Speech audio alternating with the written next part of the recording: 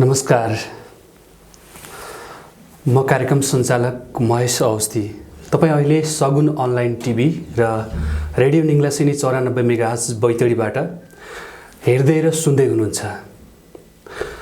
आज हामीसँग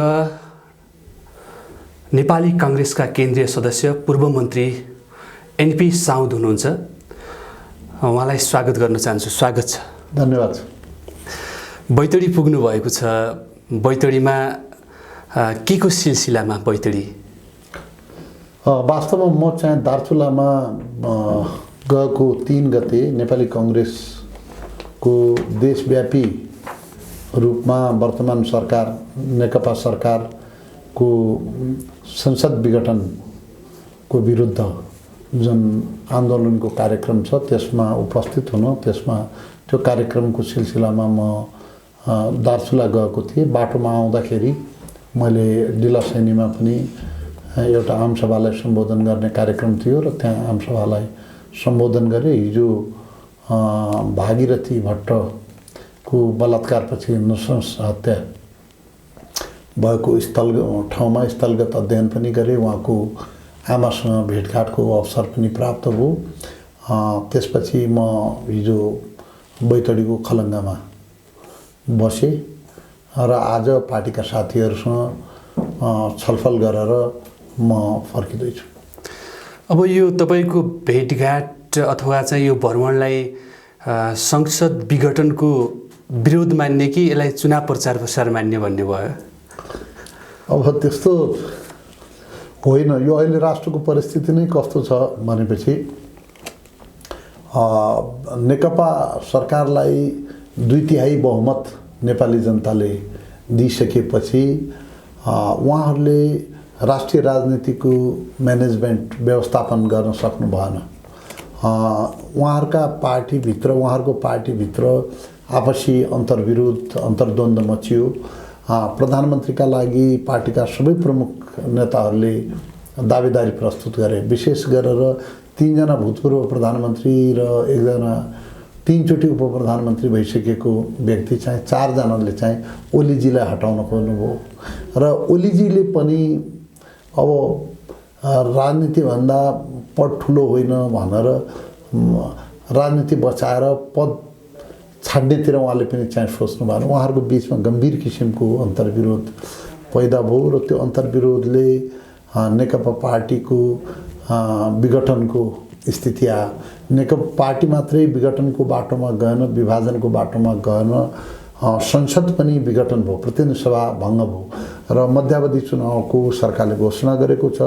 मध्यावधिको बारेमा अदालतमा कतिपय रिटहरू परेका छन्। रिटलाई सर्वोच्च अदालतको संवैधानिक बेन्चले चाहिँ हेर्दैछ। संवैधानिक बेन्चले यो संसद विघटनको वैधानिकताका बारेमा हेरिरहेका छ, यसको कानुनी आयामको बारेमा चाहिँ हेरिरहेका छ। नेपाली काङ्ग्रेसको निर्णय के छ भने हामीले सरसर्ती नेकपा सरकारको यो कदमलाई चाहिँ अप्रजातान्त्रिक र अलोकतान्त्रिक भनेका छौँ। तर हामी अन्तिम निर्णय चाहिँ अदालतकै पर्खिन्छौँ।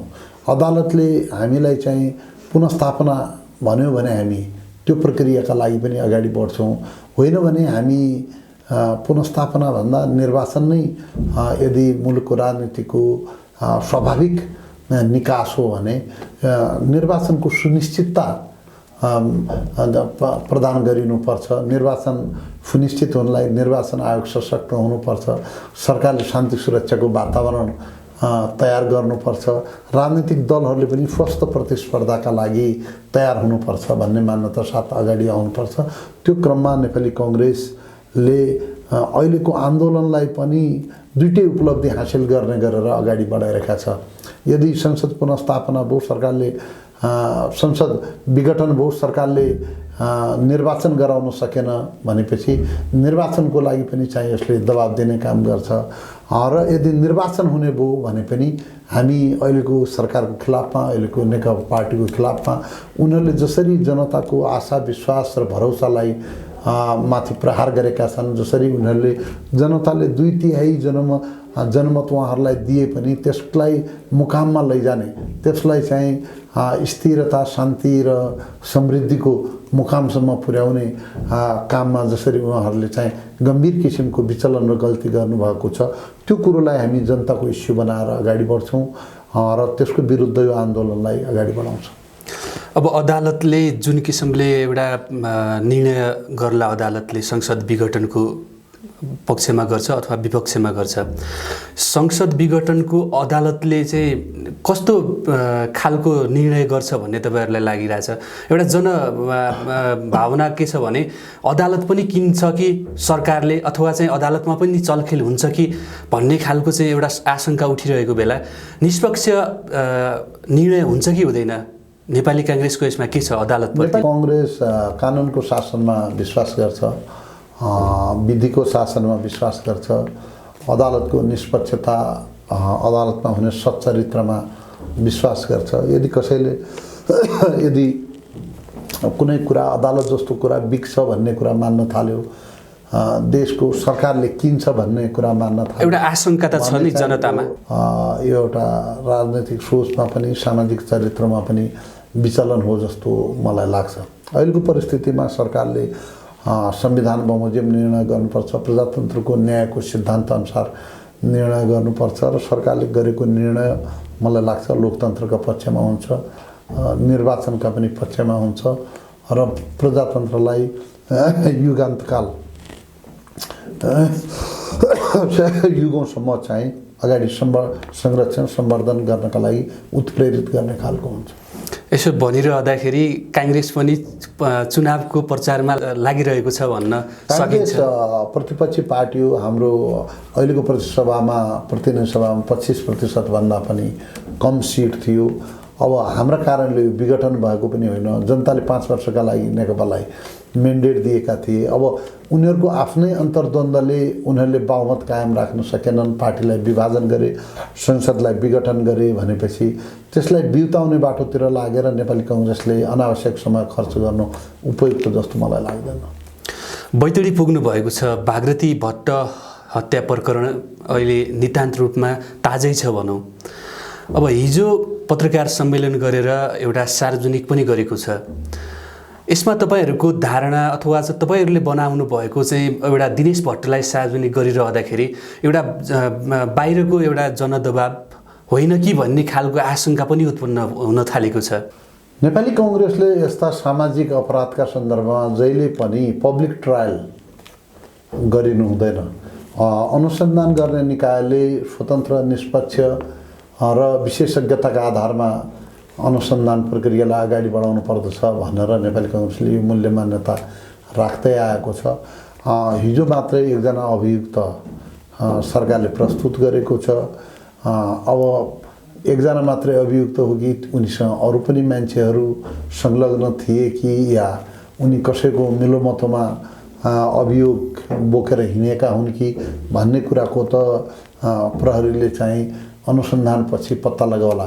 हामीले चाहिँ एउटा अपराधमा चाहिँ शङ्काकै भरमा धेरै ज्यादा प्रतिक्रिया दिनुहुन्न। राष्ट्रको प्रहरी पनि एउटा गम्भीर महत्त्वपूर्ण निकाय भएको हुनाले र अपराधको अनुसन्धान उसको कार्यक्षेत्रमा भएको र प्रहरीको सामान्य तहको भन्दा पनि विशेष उपल्लो तहका अधिकारीहरू पनि चाहिँ अनुसन्धानमा संलग्न भएको हुनाले उहाँहरू चाहिँ यसलाई निश्चित रूपमा कुनै परिणाममा पुर्याउनेछन् भन्ने मलाई चाहिँ विश्वास छ। र भागीरथी हत्याको पनि चाहिँ भागीरथीले चाहिँ मरेपछि पनि न्याय पाउलिन्। उनको आमा, उनको परिवारले चाहिँ न्याय पाउला र एउटा अपराधीले अपराध गरिसकेपछि त्यसले चाहिँ दण्डहीनता को स्थिति मुलुकमा आउने छैन र दोषीलाई कडाभन्दा कडा कारबाही हुनेछ भन्ने मलाई चाहिँ विश्वास छ, हुनुपर्छ भन्ने मेरो चाहिँ माग पनि छ। र मलाई लाग्छ कि अनुसन्धानको प्रक्रियामा छ र अनुसन्धान टुङ्गिँदाखेरि सबै रहस्य जस्ताको त्यस्तै बाहिर आउनेछ। तपाईँ नेपाली कांग्रेसको प्रभावशाली नेता पनि हो, पूर्व मन्त्री पनि हो। नेपाली छोरी नेपाली चेली सुरक्षित छैन भनेर समाजले चासो र चिन्ता लिएको छ। यो कानुन पनि नपुगेको होइन, कानुन पूर्ण रूपमा चाहिँ बलियो छ भनिन्छ, बलियो छ, हेर्दाखेरि पनि बलियो छ। तर के कारणले गर्दाखेरि अब यो जघन्य अपराध हुन्छ, अपराध भइसकेपछि अपराधी उन्मुक्ति पाउँछ अथवा चाहिँ समातिँदैन, कारवाहीको दायरामा आउँदैन, के कारणले यो भइरहेछ? तपाईँ एउटा प्रभावशाली नेताको हैसियतले तपाईँले चाहिँ चेन्ज ल्याउनको लागि अब यो गरिन्छ त्यो गरिन्छ भन्ने त आफ्नो ठाउँमा छँदैछ, चेन्जको लागि वास्तवमै चेन्जको लागि के गर्न आवश्यक छ तपाईँको चाहिँ कोणबाट हेर्दाखेरि? अब यो एउटा त यो अपराधको मनोवैज्ञानिक कारणहरू छन्। अब यो मनोवैज्ञानिक कारणहरू कस्तो छ भनेपछि यो साइबर सूचनाहरू, सोसियल मिडियाहरू विदाउट सेन्सर, नैतिक सेन्सर कायम नगरिकन छताछुल्लो किसिमले हाम्रो बालिका किशोरहरूका अगाडि पस्किँदैछन्। यसले चाहिँ हिंसा बढाएको छ, व्यभिचार बढाएको छ र स्थितिलाई नियन्त्रण गर्ने, अनुगमन गर्ने संयन्त्र दरिलोसँग हामीसँग छैन। त्यसैले सरकारले यसलाई चाहिँ व्यवस्थित गर्नका लागि, यस्तो किसिमको सोसियल मिडियालाई व्यवस्थित गर्नका लागि पाइलाहरू उठाउनुपर्छ जस्तो मलाई लाग्छ। दोस्रो कुरा के छ भनेपछि प्रहरी प्रशासनको मनोबल असाध्यै गिरेको छ, खसेको छ। पुलिस प्रशासनलाई नेकपा पार्टीले चाहिँ सरकारको जरुरी अङ्ग हो, यो समाजको, राज्यको एउटा अङ्ग हो, महत्त्वपूर्ण अङ्ग हो भन्ने हिसाबले हेर्दैन। यसले चाहिँ पार्टीको भातृ सङ्घ या पार्टीको शुभेच्छुक सङ्घ जस्तै व्यवहार गरिरहेका छ। त्यसकारण उनीहरूलाई सरकारको निकायभन्दा, सरकारको नीति निर्देशन र नियम कानुनभन्दा पनि उनीहरूलाई नियन्त्रण चाहिँ सरकारका संरचनाहरूले गरिरहेका छन्। नेपाल कम्युनिस्ट पार्टीका संरचनाहरूले गरिरहेका छन्। उनीहरूको सरुवा बढुवा सरकारमा त हिजो काङ्ग्रेस हुँदाखेरि पनि बलात्कार भएकै हुन्, मारिएकै हुन्, जघन्य अपराध भएकै हुन्, काङ्ग्रेसले त रोक्न सकेन। अहिले नेकपालाई दोष दिएर मात्रै भएन नि त्यो त? होइन, त्यसो छैन। हाम्रो बेला चाहिँ यस्ता सामाजिक अपराध जुनसुकै बेला पनि, जुनसुकै सरकार भएको बेला पनि चाहिँ हुन सक्दछन्। यसको म चाहिँ राजनैतिक भागभण्डा गर्न चाहन्न अपराधको। तर म तपाईँसँग के भन्न चाहन्छु भने अरू अपराधीले उन्मुक्ति पाउनुहुन्न, त्यो कानुनको दायराभित्र ल्याउनुपर्छ, त्यो दण्डको दायराभित्र त्यसलाई चाहिँ ल्याउनुपर्छ। अहिलेको सरकारले चाहिँ प्रहरी प्रशासनको मनोबल गिराएको हुनाले, प्रहरी प्रशासनको क्षमता अभिवृद्धि नगरेको हुनाले, उनीहरूलाई अनुसन्धान, तहकीकात र उनीहरूलाई अनुशासनपूर्वक एउटा जिम्मेवारी नसुम्पिएको हुनाले, उनीहरूले लगातार राजनैतिक हस्तक्षेप प्रहरी प्रशासनभित्र गरिराखेको हुनाले उनीहरूको चाहिँ पर्याप्त क्षमता विकास हुन सकेका छैन। ठुल्ठुला केसहरूको पनि अनुसन्धान हुन सकेका छैन। कुनै ठाउँमा जान्छन्, आफ्नो दृष्टिकोण राख्छन्, आफ्नो विचारहरू राख्छन्, जनतासँग अन्तर्संवाद कायम गर्ने कोसिस हुन्छ भनेपछि यो निर्वाचनका लागि पनि, स्वस्थ प्रजातन्त्रका लागि पनि यो अत्यन्त जरुरी छ। यही प्रक्रियामा म चाहिँ दार्चुलाबाट फर्किँदाखेरि दार्चुला र बैतडीको बोर्डरमा रहेको चमेलिया नदीको किनारको बडो सभ्य सुसंस्कृत ठाउँ, बडो सुन्दर ठाउँ म चाहिँ मैले हाम्रो त्यहाँ चाहिँ आमसभा पञ्चेलामा चाहिँ आमसभा हुँदै थियो पञ्चेरामा। अब त्यसमा केपी ओली जिन्दाबाद, नेकपा जिन्दाबाद भनेर 40-50 जना 50-60 जना मान्छे आएर हाम्रो शान्तिपूर्ण रूपमा सञ्चालन भइरहेको आमसभामा ढुङ्गामुढा प्रहार गर्ने काम गर्यो। केही साथीहरूलाई चोट लाग्यो, म स्वयंलाई पनि एउटा ढुङ्गाले चाहिँ चोट लाग्यो। खासै गहिरो चोट नभए पनि मलाई पनि ढुङ्गा लाग्यो। अरू साथीहरू चाहिँ गम्भीर रूपमा घाइते भयो, कसैको 5-6 टाका पनि लाग्यो। भनेपछि त्यो पनि एउटा प्रधानमन्त्रीले निर्वाचनको घोषणा गर्नुहुन्छ, घोषणा गरिसकेपछि अर्को त्यही पार्टीको नेताहरू अदालत जान्छन्, मुद्दा दिन्छन्, पुनर्स्थापना हुनु पर्यो भन्छन्। घोषणा गर्ने प्रधानमन्त्रीका कार्यकर्ताहरू उनकै नाउँमा जिन्दाबाद लगाउँदै चाहिँ प्रतिपक्षी दलको कार्यक्रममा आउँछन्, ढुङ्गामुढा गर्छन्। यसले एउटा स्थिति, एउटा उपयुक्त परिस्थिति, यसले प्रजातन्त्रको मर्यादालाई चाहिँ चिरहरण गरेको जस्तो मैले महसुस गरेको छु। आज मात्रै जिल्ला कमिटी बैतडीले चाहिँ त्यसमा घाइते भएकाहरूको स्वास्थ्य उपचार, त्यसमा गम्भीर रूपमा चाहिँ चोटपट यो गाडीमा तोडफोड भएको छ त्यसको आवश्यक क्षतिपूर्ति र दोषीहरूलाई पत्ता लगाएर चाहिँ बैतडी प्रशासनले तत्काल कानुनी कारबाही गर्नका लागि चाहिँ आह्वान गरेर प्रस्ताव पास गरेको छ। अब तपाईँ हिँडेको कार्यक्रममा पूर्व मन्त्री भइसकेपछि तपाईँहरूसँग कार्यकर्ता हुन्छ, सुरक्षा संयन्त्र होला। सर्वसाधारणले सुरक्षा पाउने, सर्वसाधारणले एउटा लोकतान्त्रिक शासन प्रणालीमा सुरक्षाको प्रत्याभूति त भएन नि। तपाईँ आफै असुरक्षित हुनुहुन्छ भने जनताको सुरक्षा के हो नि? तपाईँले भन्नुभएको कुरा साँचो हो। सामाजिक रूपमा पनि गम्भीर रूपमा असुरक्षा बढेछ। यहीँनिर चाहिँ यही यो भागीरथी हत्याकाण्ड भएको ठाउँमा 5वटा ज्यान मरिसकेका रहेछन्। त्यो सुदूरपश्चिमको डिआइजी आफै स्वयंले भन्नुभएको छ यो भागीरथीको हत्याकाण्ड पत्ता लगाएपछि के भएको रहेछ त्यसको बारेमा चाहिँ म थप अनुसन्धान गर्छु भनेको छ। अब यसमा चाहिँ अनुसन्धानै भएको छैन। कोही मान्छे हत्या हिंसाको विरोधमा चाहिँ बोल्नै सक्दैन। मान्छे डराउँछन्। मान्छेहरूलाई के लागिरहेको छ भनेपछि म पनि जुनसुकै बेलामा पनि निशाना बन्न सक्छु भनेर मान्छेहरू डराइरहेका छन्। जस्तो राजनैतिक नेताहरूको अङ्गरक्षकहरूलाई फिर्ता बोलाइएको छ धेरै। र चुनावको बेलामा चाहिँ जुन बेला राजनैतिक नेताहरूलाई पनि गम्भीर सुरक्षाको आवश्यकता हुन्छ त्यो बेला म मात्रै होइन धेरै नेताहरूको चाहिँ अङ्गरक्षकहरू सुरक्षा चाहिँ हटाइएको छ।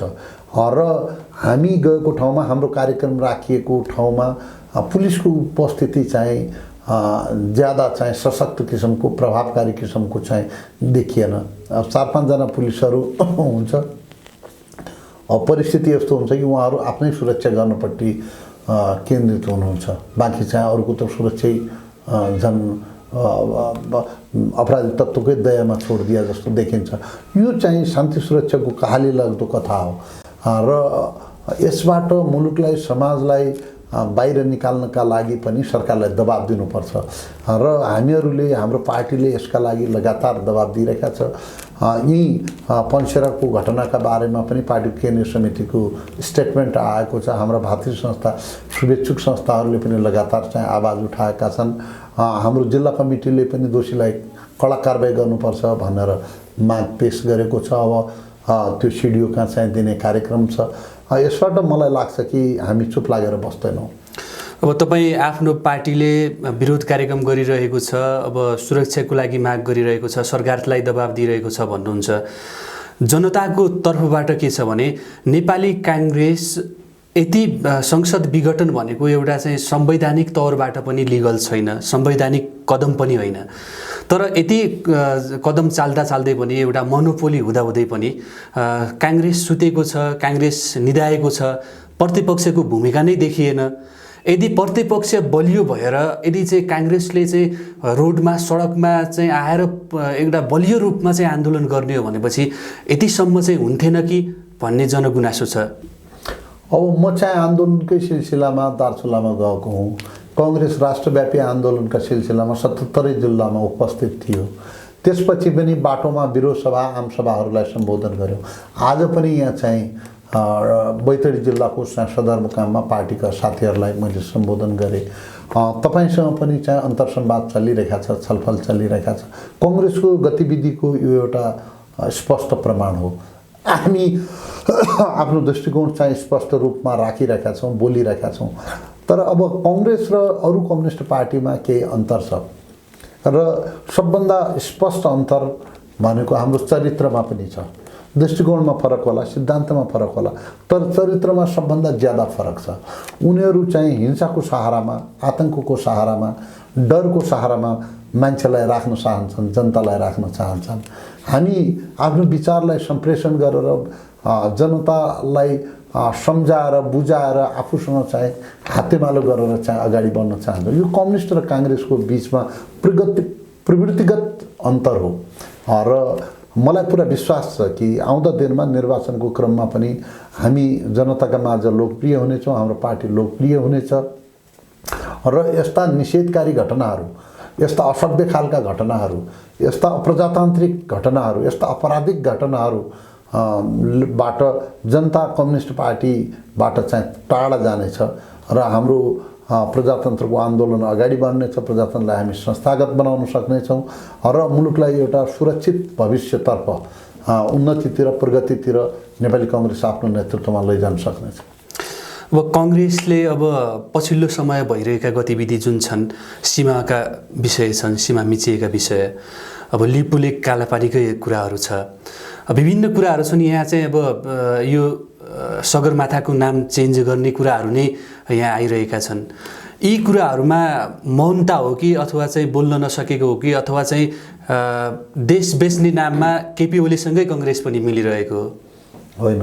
हामीले चाहिँ सीमाका बारेमा लगातार बोलेका छौँ। सीमाको विवाद एकाएक आएको होइन। सीमाको विवादको एउटा ठुलो इतिहास छ। नेपाली कङ्ग्रेसको प्रधानमन्त्री गिरिजाप्रसाद कोइरालाको बेला नै हामीले चाहिँ आउटस्ट्यान्डिङ सहमति इन्डियासँग गरेर हामीले चाहिँ सीमाको बारेमा छलफल गर्नुपर्छ, त्यहाँ हाम्रो सीमा मिचिएको छ भन्ने कुरा उठाएका हौँ। सुशील कोइराला 2015तिर प्रधानमन्त्री हुँदा म पनि मन्त्री थिएँ। त्यो क्याबिनेटले पनि भारत र चीनको बिचमा लिपुलेक बाइपासलाई चाहिँ ट्रेड नाका बनाउने भनेर जुन उहाँहरूले चाहिँ सहमति गर्नुभएको थियो, त्यो सहमतिका विरुद्ध पनि नेपाली कङ्ग्रेसले चाहिँ विरोध नोट दिएको थियो दुईटै सरकारलाई। त्यो भूमि हाम्रो भूमिमा हामीलाई नराखिकन तपाईँहरू कसरी सहमति गर्न सक्नुहुन्छ भनेर चाहिँ हामीले आफ्नो दृष्टिकोण राखेका थियौँ। अहिले केपी ओलीको सरकार थियो, सरकारले नक्सा परिवर्तन गरौँ, यो सडक बनेको कुराको विरोध गरौँ भन्यो, संसदमा प्रस्ताव ल्यायो। त्यो प्रस्तावलाई नेपाली कङ्ग्रेसले आफ्नै बलमा चाहिँ पारित गर्यो। नेपाली कङ्ग्रेसले चाहिँ त्यो प्रस्तावलाई चाहिँ पारित गर्यो। त्यसकारण सीमाका बारेमा नेपाली कङ्ग्रेस जहिले पनि संवेदनशील छ। भारतले विभिन्न ठाउँमा सीमा मिचेका खबर आएका छन्।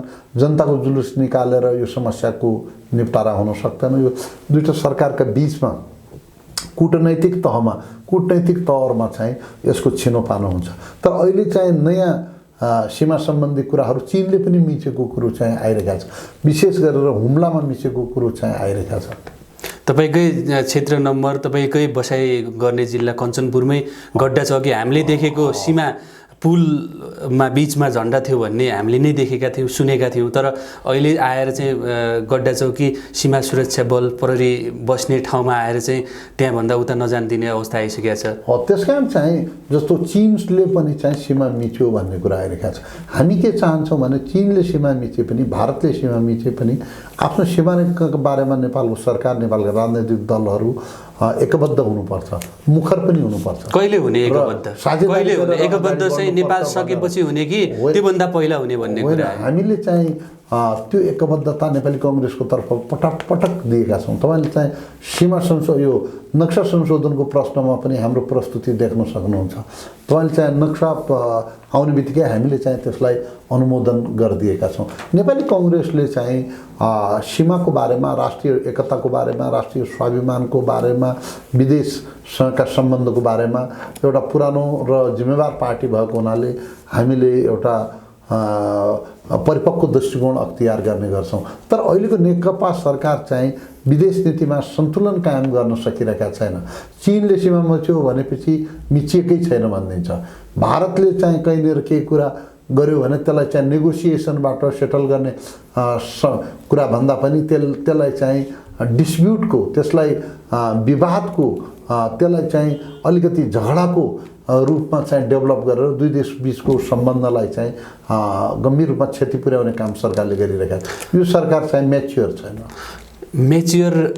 छैन भनेर प्रतिपक्षले दबाब दिएर यो कूटनीति जो तपाईँले भन्नुभयो राजनीतिक कूटनीति हुनु आवश्यक छ। दुई देश बीच अथवा त्रिदेशीय सीमा मिच्ने क्रममा त्रिदेशीय कूटनीतिक पहल हुन जरुरी छ। त्यो आन्तरिक रूपमा राजनीतिक दलहरू बीच हुन पनि जरुरी छ र बाह्य देशहरूसँग पनि हुन जरुरी छ भन्नुभयो। यो कहिलेसम्म हुन्छ अथवा जनताले महसुस गर्ने गरेर यो के को कमी भयो भन्ने कुरा आयो क्या। यो कूटनीति के हुन नसकेर हो? तपाईँले भन्नुभएको यो मूलभूत कुरा चाहिँ सरकारसँग जोडिन्छ। सरकारसँग कार्यकारी अधिकार हुन्छ। सरकार चाहिँ जनताका माझबाट चाहिँ निर्वाचित भएर कार्यकारी अधिकारको प्रयोग गरिरहेको हुन्छ। त्यो कार्यकारी अधिकारको बलमा उसले राजनीतिक सहमति विभिन्न राजनीतिक दलहरूसँग सहमति गरेर यसले चाहिँ आफ्नो काउन्टर पार्ट आफ्नो अर्को देशको सरकारसँग पनि वाद संवादमा जानुपर्छ, संवाद छलफलमा जानुपर्छ र एउटा सेटलमेन्टको प्रक्रियामा दुई देशको सम्बन्धहरूलाई या बहुपक्षीय सम्बन्धहरूलाई आघात नपुग्ने गरेर सन्तुलित विदेश नीतिका आधारमा चाहिँ यो प्रक्रियालाई अगाडि बढाउनुपर्छ। यो काममा अहिलेको कम्युनिस्ट सरकार पूर्णतः असफल भइसक्यो। कम्युनिस्ट सरकार असफल भएको तपाईँहरूको निष्कर्ष हो? के कारणले असफल? हामीले चाहिँ देखिरहेका छौँ। अब तपाईँले चाहिँ यसको असफलताको लामो लिस्ट छोटो इन्टरभ्यूमा प्रस्तुत गर्न बडो गाह्रो हुन्छ। कारण 1 2 3 त भन्न सकिन्छ। छोटो वैदेशिक नीतिमा चाहिँ सन्तुलन कायम छैन। चीनसँगको सम्बन्ध भारतसँगको सम्बन्धमा निश्चित किसिमका स्खलनहरू आएका छन्। आर्थिक क्षेत्रमा पनि जुन आर्थिक वृद्धि दर हो त्यो वृद्धि दर एकदमै न्यून खस्किया छ। ब्यालेन्स अफ पेमेन्ट घट्या छ। हामी चाहिँ घाटाको व्यापार जुनसुकै देशसँग पनि गरिरहेका छौँ। महँगी बढ्या छ। भ्रष्टाचारको सूचकाङ्कमा नेपाल चाहिँ संसारका सबभन्दा भ्रष्ट मुलुकहरूको अग्रस्थानमा चाहिँ नेपाल पुगिसकेको अवस्था छ।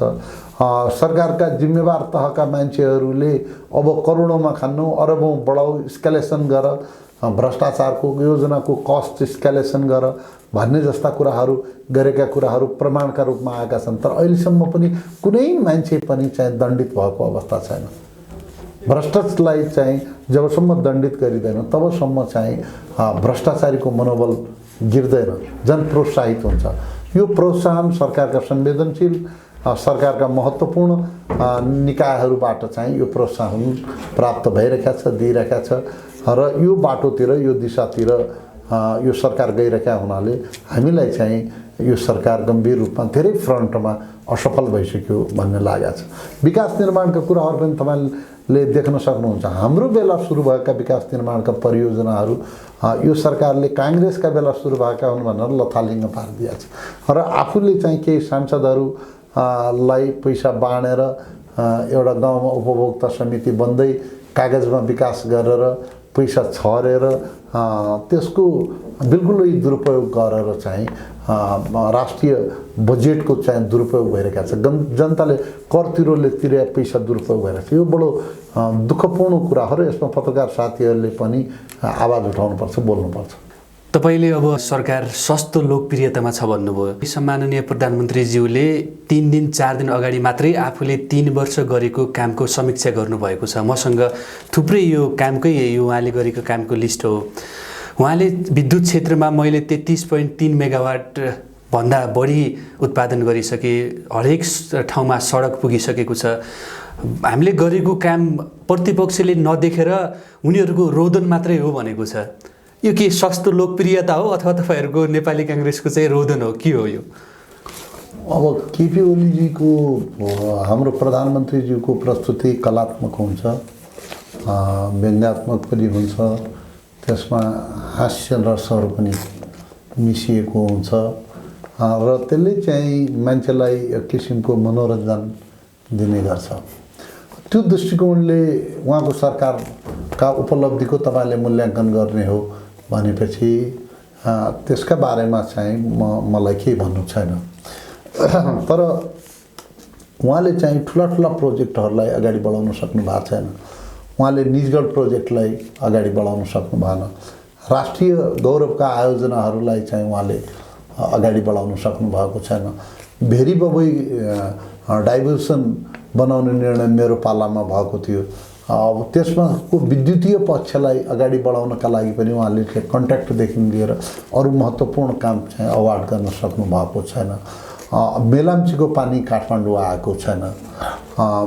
उहाँले चाहिँ यो उहाँको बेलामा चाहिँ यो पेट्रोल गाडीहरूले प्रोत्साहन पाएका छन् र विद्युतीय मोटरहरूमा चाहिँ थप भन्सार बढाउने काम भएको छ। वातावरणीय दृष्टिकोणले काठमाडौँदेखि नेपालका विभिन्न सहरहरू ज्यादा जोखिमपूर्ण र प्रदूषित भएका छन्। अब उहाँले चाहिँ मैले यो गरेँ ऊ गरेँ भनेर भन्ने कुरा चाहिँ विगतका सरकारले गरेका काम कारबाहीहरूको आफूले क्रेडिट लिने कुरा मात्रै हो। मूल कुरो के हो भने एउटा मान्छेले नाङ्गो आँखाले देख्न सक्छ कि जनताका लागि के काम भएको छ, जनताको जीवनस्तर उकालो लागेको छ कि या जनताको मुहारमा चाहिँ हाँसो आएको छ कि या प्रजातान्त्रिक संस्थाहरू सुदृढ भएका छन् कि या प्रशासनको मनोबल बढेछ, त्यसको इफेक्टिभिटी चाहिँ बढेछ कि या चाहिँ बाटो सडक यातायात इन्फ्रास्ट्रक्चरका कामहरू चाहिँ प्रभावकारी किसिमले चाहिँ अगाडि बढेछन् कि भन्ने बारेमा चाहिँ बाहिरबाट देखिन्छ, स्पष्ट रूपमा देखिन्छ र कागजी विकासको कुनै अर्थ छैन। विकास चाहिँ जनतालाई छुने, जनतालाई चाहिँ लक्ष्यमा पुर्याउने, जनतालाई अनुभूति हुने खालको चाहिँ विकास चाहियो। यो अहिले भएको छैन। अब त्यसको उहाँको कुराको खण्डन गर्न मैले जाने हो भनेपछि मैले पनि डिटेलमै जानुपर्छ। यति लामो समय तपाईँसँग छैन जस्तो लाग्छ मलाई।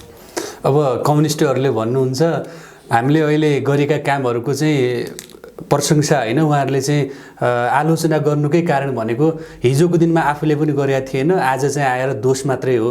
नेपाली काङ्ग्रेसले पनि यत्रो सरकार चलायो, बहुमतको सरकार चलाएकै हो, हिजोको दिनमा नेपाली काङ्ग्रेसको पनि सरकार भएकै हो, उहाँहरूको काम के हो त भन्नुहुन्छ त उहाँहरूले? त होइन, हामीले त नेपाली काङ्ग्रेसको बेला त तपाईँले चाहिँ धेरै ठुल्ठुला कामहरू भएको छ। तपाईँले प्रजातन्त्र नेपालमा आइसकेपछि 32-34 जिल्लाको यातायातको कनेक्टिभिटीलाई अहिले चाहिँ सबै सदरमुकाममा यातायातको सञ्जालको विकास भएको छ। हरेक गाउँपालिकामा गाउँ विकासमा त्यो बेलासम्म तपाईँको चाहिँ स्वास्थ्य चौकी थिएन। स्वास्थ्य चौकी को दायरा बढेछ। 70% भन्दा ज्यादा मान्छे चाहिँ खानेपानीको शुद्ध पेयजलको चाहिँ पहुँचभित्र उनीहरू चाहिँ आएका छन्। नेपालमा प्रजातन्त्र आइसकेपछि व्यापक र सघन रूपमा विद्युतीकरण गरिएको छ। हाम्रा विद्यालयहरू छाप्रोमा सञ्चालन हुन्थे। हाम्रो विद्यालयका विद्यार्थीहरूले घरबाट बोरी लगेर पढ्नुपर्ने स्थिति थियो। हाम्रो साना बालबालिकाले त्यो बेला पनि हामीले चाहिँ बीपीपी प्राथमिक शिक्षा परियोजना ल्याएर, माध्यमिक शिक्षा परियोजना ल्याएर शिक्षाको गुणस्तर अभिवृद्धि गर्नका लागि पनि महत्त्वपूर्ण काम गरेका छौँ। हामीले ब्याङ्किङ क्षेत्रमा प्राइभेट सेक्टरलाई ल्याएर थुप्रै ब्याङ्कहरू मुलुकमा खुलेका छन्। आरएनएसी मात्रै एउटा एयरलाइन्स थियो, अहिले प्राइभेट सेक्टरमा थुप्रै एयरलाइन्सहरू चाहिँ खुलेका छन्। कोअपरेटिभ सेक्टर चाहिँ जाममा परेको थियो, थुनिया जस्तो भएको थियो, अहिले सहकारी आन्दोलन क्रमिक रूपमा अगाडि बढिरहेका छ, मान्छेहरू अगाडि बढाएको छ। अब त्यसकारण चाहिँ काङ्ग्रेसको बेलाको विकासको तुलना या प्रजातन्त्र आइसकेपछि भएको विकासलाई चाहिँ अब यो साउनमा अन्धो भएको गोरुले सर्वत्र हरियो मात्रै देख्छ भने जस्तै कसैले चाहिँ सत्ता उन्मादबाट वास्तविक स्थितिलाई देखेर नजरअन्दाज गर्यो भन्ने कुरा अर्कै हो।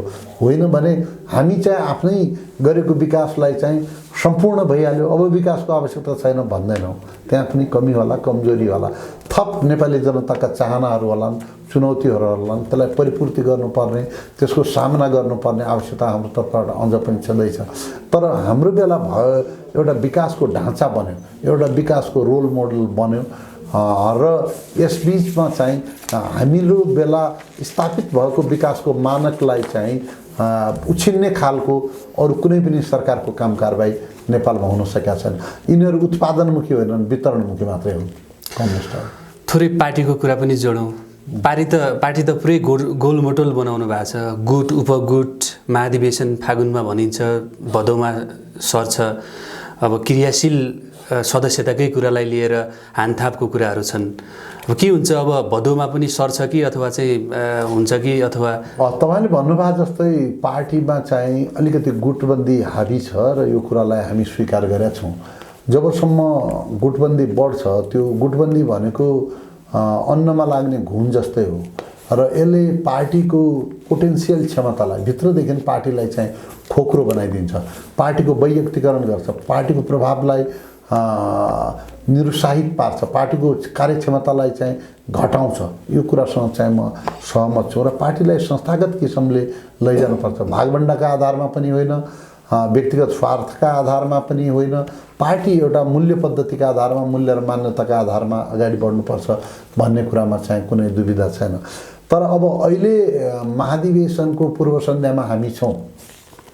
तपाईँले भन्ने जस्तो त भोलिदेखि हाम्रो महाधिवेशन सुरु हुनुपर्थ्यो, फागुन 7 देखि, तर हुन सकेन। त्यो हुन नसक्नुको कारण पनि सर्वत्र छताछुल्लो छ। हुन नसक्नुको सबभन्दा ठुलो कारण कोरोना महामारी हो। कोरोनाले विश्वव्यापी रूपमा संसारलाई नै गाँजेपछि हामी कहाँ पनि चाहिँ राजनीतिक पार्टीका कार्यकर्ताहरूलाई तपाईँहरू चाहिँ तुरुन्तै महाधिवेशन गरिहाल भन्न सक्ने परिस्थिति भएन। त्यसकारण यसको पनि चाहिँ हामी कहाँ प्रभाव पर्यो। दोस्रो कुरो चाहिँ विजय गजदारजीको नेतृत्वको पार्टीसँग समायोजन हुँदाखेरि पनि त्यसमा पनि केही समय लाग्यो।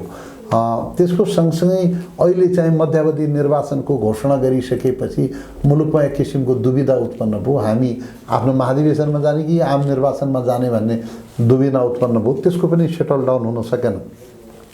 तर फागुनमा महाधिवेशन गर्न गाह्रो छ भनेर लगातार हामीले पार्टी पङ्क्तिमा चाहिँ सूचना सम्प्रेषण गरिरहेका थियौँ र यदि फागुनभित्र महाधिवेशन हुन सक्दैन तर भदौभन्दा उता जाँदैन, किनभने भदौ नै चाहिँ 6 महिना पुग्छ। भदौभित्र पछि महाधिवेशन जान्न, भदौभित्र हामीले महाधिवेशन गर्नै पर्छ भनेर हामीले भनेका छौँ। अब भदौभन्दा उता कुनै पनि हालतमा महाधिवेशन जान्न। अबको महाधिवेशनमा पार्टी सभापति शेरबहादुर देउवा नै हुने कि अथवा चाहिँ तपाईँहरूको चाहिँ प्लानमा अर्को कोही ल्याएर चाहिँ? अब अहिले चाहिँ हाम्रो क्रियाशील सदस्यता वितरणको प्रक्रिया अगाडि बढिरहेका छ। हाम्रो क्षेत्रीय प्रतिनिधिहरू वडाबाट चाहिँ निर्वाचित भएका छैनन्। अहिले चाहिँ we have to walk long march, हामीले लामो यात्रा गर्नु छ। त्यसकारण त्यो यात्राका सन्दर्भमा साथीहरू आफूलाई प्रस्तुत गर्न सक्नुहुन्छ, कार्यकर्ताको विश्वास जित्ने कोसिस गर्न सक्नुहुन्छ, कार्यक्रम ल्याउन सक्नुहुन्छ। त्यसपछि मात्रै यसको बारेमा भन्न सकिन्छ। अहिले सभापतिजीले पनि हुन सक्नुहुन्छ र उहाँले चाहिँ म उठ्छु भनेर चाहिँ भनिसकिराखेको, अफिसियल्ली डिक्लेयर गरेको परिस्थिति चाहिँ अहिले छैन। पार्टी सभापतिज्यूले त पार्टीलाई यो ठाउँमा पुगाउने कारणै भनेको पार्टी सभापति हो, उहाँले अब नेतृत्व गर्न सक्नुहुन्न भन्ने आरोप लागिरहेको छ नि। होइन, पार्टी सभापतिका कारणले पार्टी कुन ठाउँमा पुग्यो? अब चुनाव भयो भने पार्टी जित्छ। त्यसकारण पार्टी सभापतिका कारणले मात्रै पार्टी कमजोर भयो भन्ने कारण होइन, यो पूर्ण कारण होइन। पार्टी पहिलेदेखि व्यतिथिको शिकार थियो र पार्टीभित्र गुटबन्दी हाबी थियो, अनुशासनहीन। गुट मौलाउनमा त सभापतिज्यूको महत्त्वपूर्ण भूमिका छ भन्छ नि। होइन, त्यस्तो केही छैन। सभापतिजीले चाहिँ पार्टीलाई संस्थागतै रूपमा अगाडि बढाउन खोजेको छ, गुट नियन्त्रण गर्न चाहिँ सक्नु भएको छैन। अबको महाधिवेशनमा तपाईँको भूमिका के रहन्छ? तपाईँलाई पनि अब धेरैले तपाईँको कार्यकर्ता शुभेच्छुकहरूले चाहिँ अबको महाधिवेशनमा नेतृत्वदायी भूमिकामा देखिनुपर्छ भन्ने प्रश्नहरू, जिज्ञासाहरू उठिरहेको छ। म चाहिँ पार्टीमा 15 वर्षदेखि केन्द्रीय समितिमा सदस्यका रूपमा छु। गभर्मेन्टमा विगतमा केही महत्त्वपूर्ण जिम्मेवारीहरू पनि मैले चाहिँ निर्वाह गरेका छु। म साथीहरूसँग सरसल्लाहकै चरणमा छु, नेताहरूसँग पनि सरसल्लाह गर्छु र मैले उपयुक्त समयमा चाहिँ आफूलाई उपयुक्त ठाउँको लागि प्रस्तुत गर्छु। तपाईँले पराजित भएको कञ्चनपुर 2 जोडिएको कुराहरू, उनीहरूको बिचमा देखिएका कुराहरू, तपाईँले गरेका कुराहरू के हुन् र अबको चाहिँ चुनावको तपाईँले चाहिँ लिएर जाने एजेन्डाहरू भनौँ न? यो कञ्चनपुर मात्रै होइन, कञ्चनपुरको क्षेत्रमा नम्बर 2 मात्रै होइन, सुदूरपश्चिममै जहाँनिरबाट चाहिँ हामी ले सत्ता नेकपालाई बुझाएका थियौँ। देशका विकासका योजनाहरू, हामीले गरेका प्लानिङहरू अल्पत्र अवस्थामा छन्। सुकामवासीले जग्गा पाएका छैनन्, आरक्षण पीडितको व्यवस्था हुन सकेका छैन, बेरोजगारीको समस्या जस्ताको त्यस्तै छ, गरिबको सङ्ख्या बढिरहेको छ, पुलमुनि बस्ने गरिबहरू चाहिँ घरबारविहीन भएर चाहिँ उजाडिराखेको अवस्था छ। हाम्रो बेला सुरु भएका चाहिँ कतिपय पुल, पुलेसा, खानेपानी, सिँचाइ, तटबन्धन जस्ता कार्यक्रमहरू, बाढी नियन्त्रणका कार्यक्रमहरूलाई चाहिँ सरकारले कुनै पनि हालतमा चाहिँ हेरिरहेका छैन। अहिलेको अवस्थामा जनता पर्खिरहेका छन्। काङ्ग्रेस एउटा पुरानो पार्टी थियो, अनुभवी पार्टी थियो। काङ्ग्रेसमा विकास प्रेमी नेतृत्व थियो, विकासको बारेमा उनीहरूसँग भिजन पनि थियो। उनीहरूलाई चाहिँ उनीहरूले हार्दाखेरि यसको क्षेत्रले, जिल्लाले, प्रदेशले या देशले पनि चाहिँ यसको कस्ट पे गर्नु पर्यो भन्ने किसिमको अनुभूति छ। मलाई पुरा विश्वास छ कि आगामी निर्वाचनमा नेपाली काङ्ग्रेस अधिकांश ठाउँबाट जित्नेछ र मेरो निर्वाचन क्षेत्रबाट पनि नेपाली काङ्ग्रेस जित्छ। एउटा भन्ने कुरा भयो नेताज्यू, हामीले गरेका हौँ, फरानो कम्युनिस्ट पार्टीले गरेन, यो पार्टीले गरेन भन्ने, तर जनताले देख्ने गरेर यत्रो युवा 80 लाखभन्दा माथि युवा बेरोजगार भएर विदेश गएको छ। हरेक तपाईँको चाहिँ हेर्ने हो भनेपछि एउटा सडकमा करोडौँ पैसा आउँछ, भ्रष्टाचार त्यहाँ त्यत्तिकै देखिन्छ, त्यो माथि पोतेको अवस्थामा देखिन्छ। तपाईँको पालामा पनि मैले देखेको त्यही देखिन्थ्यो, अहिले पनि कम्युनिस्टको पालामा पनि त्यही देखिन्छ, तर चेन्ज भएन के, देख्ने गरेर चेन्ज। हाम्रो पालामा मान्छेलाई डर थियो, अख्तियारले चाहिँ ठुला माछा साना माछा भने पनि अलिअलि चाहिँ कारबाही गरिरहेका थिए। एउटा व्यथितिको अन्त्यको बाटोमा चाहिँ हामी कोसिस गरिरहेका थियौँ, तर अहिले चाहिँ व्यथिति साह्रै बढ्यो। द्वितीय सरकारले चाहिँ नियामक एजेन्सीहरूलाई पनि महाभियोगको चाबुकको मुनि राख्यो, अदालतलाई पनि तर्सायो, अख्तियारलाई पनि तर्सायो र सरकारका मन्त्रीहरू मैमत्त भयो, प्रशासन मैमत्त भयो, छाडागतिले प्रशासन चल्यो। यसरी प्रशासन चल्दाखेरि समस्या के आयो भनेपछि भ्रष्टाचार एकदमै मौलाएर गयो, दण्डहीनता बढेर गयो। विकास निर्माणका कामहरू चौपट भए, हेरिएनन्। विकासलाई चाहिँ विकासकै दृष्टिकोणले मात्रै हेर्ने काम भएन, राजनैतिक दृष्टिकोणले चाहिँ हेर्ने काम भयो। यो चाहिँ दुर्भाग्यजनक कुरा हो र नेपाली काङ्ग्रेस फेरि जितेमा यसको पुनरावृत्ति हुने छैन। हामी देशलाई एउटा व्यवस्थित राष्ट्र बनाएर, राज्य बनाएर, सरकार बनाएर अगाडि बढाउँछ। यो भन्ने कुरा मात्रै नहोस्, हाम्रो पनि शुभेच्छा छ। भोलिको दिनमा तपाईँले भनेको यो प्रतिबद्धता हामीले पनि देख्न पाऊँ। त्यो समृद्ध नेपाल, ती 80 लाख युवा आफ्नै देशमा आएर रोजगार गर्न पाऊ र हामीले देखेको नेपालभन्दा केही फरक होस्, हाम्रो पनि शुभकामना छ। हामी अन्तिममा छौँ। सुदूरपश्चिमले यत्रो नेता पायो, यत्रो प्रधानमन्त्रीहरू पाएको सुदूरपश्चिम सधैँ किन हेपी हो? सुदूरपश्चिममा सत्ता पुगेको थिएन, सरकारमा प्रतिनिधित्व मात्रै पुगेको थियो। किन 2 पटक प्रधानमन्त्री, 3 पटक प्रधानमन्त्री, शेरबहादुर देउपाजी पनि हुनुभयो, लोकेन्द्र बहादुर चन्द पनि हुनुभयो, रमेश लेखक, एनपी साउद, तपाईँको चाहिँ दामोदर भण्डारी, सुदूरपश्चिमले पाएका यत्रा नेताहरू छन्, यत्रा चाहिँ शक्तिशाली नेताहरू, पार्टीमा प्रभाव पार्ने नेताहरू हुँदाहुँदै एउटा सुदूरपश्चिम जहिले सुदूर भनेर हेरियो के, कारण के हो? यसमा म तपाईँलाई के भन्न चाहन्छु भने हामी कहाँ चाहिँ दलको नेतृत्व, शीर्ष नेतृत्व, कार्यकारी अधिकार समेतको नेतृत्व विगतमा नेपाली काङ्ग्रेसको सुदूरपश्चिममा थिएन। शेरबहादुर चाहिँ देउपा चाहिँ पार्टीको अध्यक्ष भइसकेपछि दलहरूको हातमा, व्यवहारमा जनताको हातमा रहने सत्ता व्यवहारमा दलको हातमा पनि चाहिँ रहेको हुन्छ। त्यसैले अहिले चाहिँ सुदूरपश्चिमको हाम्रो राष्ट्रको एरेनामा चाहिँ बढा छ। सुदूरपश्चिममा हामीले हाम्रो बेलामा चाहिँ विकास निर्माणको इन्फ्रास्ट्रक्चर पनि डेभलप गऱ्यौँ। जब पूर्वाधार बन्छ, जब जग बस्छ, अनि चाहिँ बिस्तारै देखिने गरेर विकासका प्रक्रियाहरू जनताले हेर्न पाउने अवस्था हुन्छ। त्यो बाटोमा भविष्यमा हामी जान्छौँ। अहिले पनि म तपाईँलाई चाहिँ आश्वस्त तुल्याउन चाहन्छु कि सुदूरपश्चिम विकासका दृष्टिकोणले सबभन्दा ज्यादा पोटेन्सियल प्रदेशमध्ये एउटा हो। यसको नाका चीनसँग पनि छ, भारतसँग पनि छ, अन्तर्राष्ट्रिय नाकाका दृष्टिकोणले पनि यो समृद्ध छ। देशका सबभन्दा ठुला 3 नदीहरू कर्णाली, सेती, महाकाली पनि चाहिँ यही क्षेत्रमा छन्। धार्मिक पर्यटनको लागि पनि ठुलो सम्भावना छ।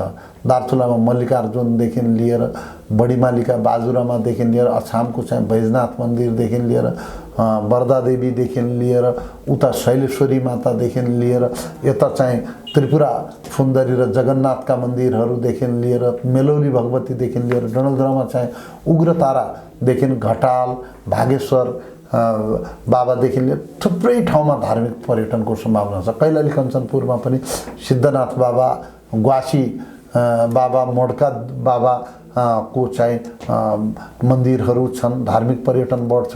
कैलालीमा मोहन्याल को मन्दिर छ, बैया बेहेडी छ, त्यो नकटा बाबाको छ। यी सब कुराहरूले चाहिँ हामी कहाँ धार्मिक पर्यटनको पनि गम्भीर प्रचुर सम्भावना छ। महाकालीमा चाहिँ हामी ऱ्याफ्टिङ चलाउन सक्छौँ। हामी कर्णालीमा ऱ्याफ्टिङ चलाउन सक्ने अवस्था छ। हामीले चाहिँ कञ्चनपुरको शुक्लाफाटा एसियाको सबभन्दा ठुलो एकै ठाउँमा चाहिँ 12 सिङ्गे पाइने ठाउँ हो। त्यसलाई पनि पर्यटन हामी आकर्षित गर्छौँ। हामी खप्तड हामी कहाँ छ। यी सब रेन्जहरू चाहिँ हाम्रो पर्यटकीय दृष्टिकोणले पनि महत्त्वपूर्ण छ। र हाम्रो महाभारत रेन्जको यताउता चाहिँ फलफुल खेती, तरकारी खेतीका लागि पनि यो क्षेत्र प्रसिद्ध छ। अर्ग्यानिक खेतीको माध्यमबाट यसलाई चाहिँ बाहिर एक्सपोर्ट बिजनेस बनाएर पनि यसलाई ट्रेडमार्किङ गरेर पनि हामी चाहिँ नेपालीहरूको चाहिँ सुदूरपश्चिमवासीले नेपालीहरूले चाहिँ सम्पन्नताको यात्रा अगाडि बढाउन सक्छौँ। बाहिर गएका मान्छेहरूलाई हामीले देशभित्रै रोजगारी दिने काममा पनि हामी पहलकदमी दिन सक्छौँ। हामी पहलकदमी गर्न सक्छौँ। यो बाटोतिर आगामी दिनमा नेपाल जानेछ। नेपालको भविष्य उज्जवल छ भन्ने मेरो पूर्ण विश्वास छ। त्यही त तपाईँले भने जस्तै यत्रो सम्भावना बोकेको सुदूरपश्चिम, प्राकृतिक स्रोतले धनी सुदूरपश्चिम, हामीले थुप्रै सम्भावना हुँदाहुँदै पनि हाम्रो चाहिँ नेतृत्वदायी भूमिकामा पुगेका नेताजीहरूसँग यत्रो भिजन हुँदाहुँदै पनि सुदूरपश्चिमले फड्को मार्न सकेको छैन। आगामी दिनमा तपाईँहरूले भनेका यी सम्भावनाहरूको सदुपयोग होस्, सुदूरपश्चिमले सुदूर भनेर हेपिने अवस्था नआओस् र सुदूरपश्चिमको विकास भएर एउटा गर्व गर्नुपर्ने अवस्था आओस्, हाम्रो पनि कामना छ। र हामी अन्तिममा छौँ। अन्तिममा हाम्रो सगुन अनलाइन टिभी र रेडियो निङ्ला सैनी सुनेर हेरिरहनुभएका सम्पूर्ण श्रोता दर्शकहरूलाई तपाईँको सन्देश छोटोमा। सगुन अनलाइन टेलिभिजन र निङ्ला सैनी रेडियोका समस्त दर्शक र श्रोता दाजुभाइहरूमा म यो आग्रह गर्न चाहन्छु कि हाम्रो सुदूरपश्चिम सञ्चारको क्षेत्रमा पनि अगाडि बढ्न सकेका छैन, पछाडि छ। बैतडीबाट यो अनलाइन र चाहिँ टिभी को सुरुवातले एउटा इमान्दार र सुन्दर प्रयत्न सुरु भएको छ।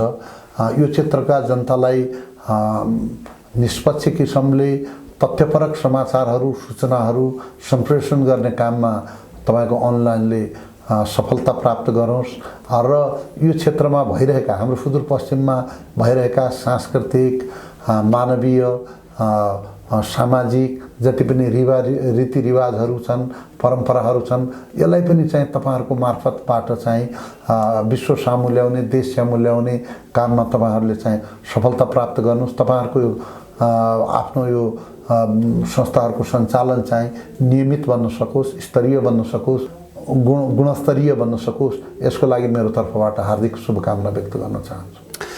बैतडी पुगेर आफ्नो व्यस्त समयका बावजुद पनि हामीलाई समय दिनुभयो, यसका लागि हृदयदेखि धन्यवाद दिन चाहन्छु। तपाईँलाई पनि मलाई चाहिँ आफ्ना विचारहरू प्रस्तुत गर्ने अवसर दिनुभयो, यसका लागि कृतज्ञता व्यक्त गर्न चाहन्छु। दर्शकवृन्द, हामी तपाईँमाझ नेपाली कङ्ग्रेसका केन्द्रीय सदस्य पूर्व मन्त्री एनपी साउसँगको कुराकानी राख्यौँ।